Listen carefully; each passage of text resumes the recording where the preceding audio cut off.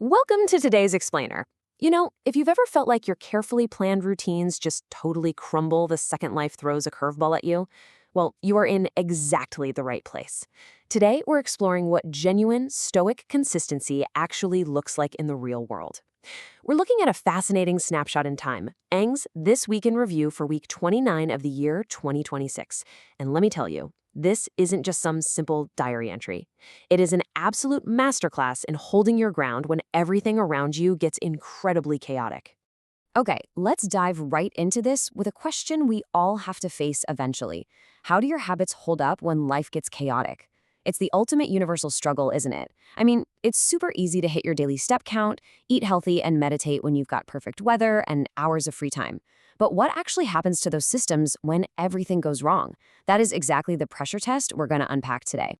Section 1, Navigating a Chaotic Week and Overwhelming Errands. So to set the scene, this wasn't just your standard slightly busy week. We're talking about a relentless, exhausting 2-week backlog of completely unforeseeable errands.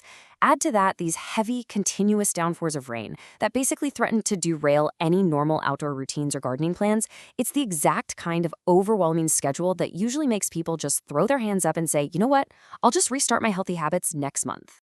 But instead of throwing in the towel, Eng anchored the entire week with this one brilliant mindset, stoic as usual.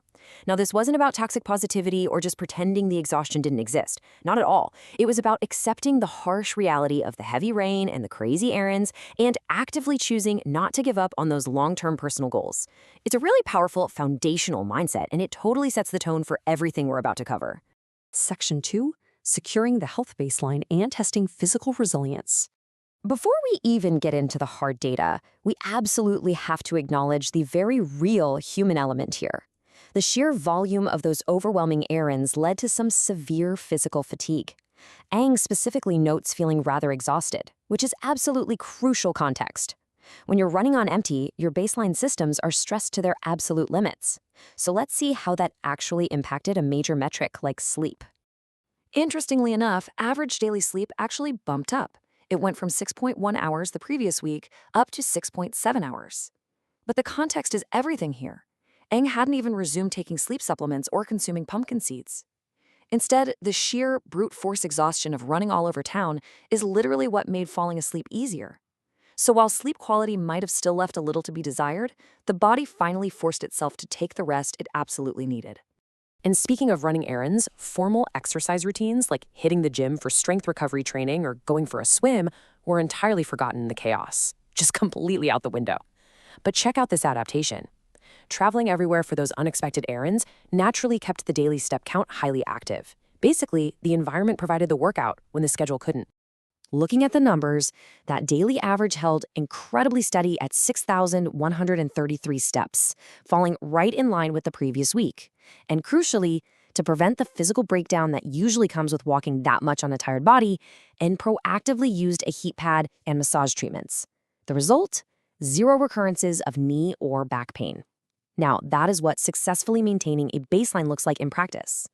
Section 3, Nourishing Body and Mind Through Diet and Meditation. Tracking weight actually gives us a really great window into dietary consistency. The week started at 70.45 kilograms and ended at 69.40 kilograms. Now, this drop of 1.05 kilos over the week perfectly illustrates normal water weight fluctuation because despite the wildly chaotic schedule, Eng maintained a solid, ingrained habit of eating 2 to 3 meals a day, naturally sticking to an intermittent fasting rhythm without even having to overthink it. And this brilliantly illustrates how falling back on simple, reliable systems is what keeps you on track. N kept their 2-2-1 diet completely intact. That's 2 parts plants, 2 parts protein, and 1 part carbs. How? By relying on fast, effective meal prep. We're talking regular oatmeals, soft-boiled eggs, cooked salads, and miso noodle soup with vegetables. They even managed to hit a target of 2 to 3 portions of fish, like sardines, per week. Plus, they discovered a brand new affordable mixed rice stall while out running errands. It's practical, it's adaptable, and honestly, it's highly effective. Nourishing the mind was just as adaptable. The usual formal, lengthy meditation sessions drifted away because of the heavy rain and the packed schedule. But mindfulness didn't stop. It just shapeshifted. Eng cleverly adapted by doing just 1 or 2 minutes of sitting meditation. They integrated random walking meditation right into those stressful errands, and even practiced mental noting while doing simple chores like raking leaves or substrates. It's a textbook example of fitting the habit to the day rather than forcing the day to fit the habit. Section 4. Pursuing projects and hobbies for purpose and learning.